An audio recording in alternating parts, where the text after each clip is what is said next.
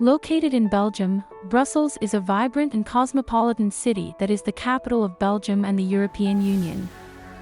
Known for its rich history and stunning architecture, Brussels offers a unique combination of old-world charm and modern cosmopolitanism.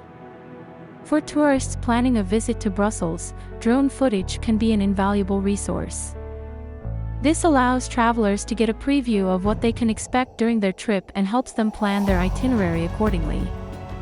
The Brussels landscape features stunning architecture, a harmonious mix of medieval buildings and modern buildings. The historic center, known as the Grand Place, is a UNESCO World Heritage Site and showcases magnificent guild houses and the famous town hall. As a popular tourist destination, Brussels has a lot to offer visitors. The diverse range of attractions includes world-class museums such as the Royal Museums of Fine Arts and the Magritte Museum.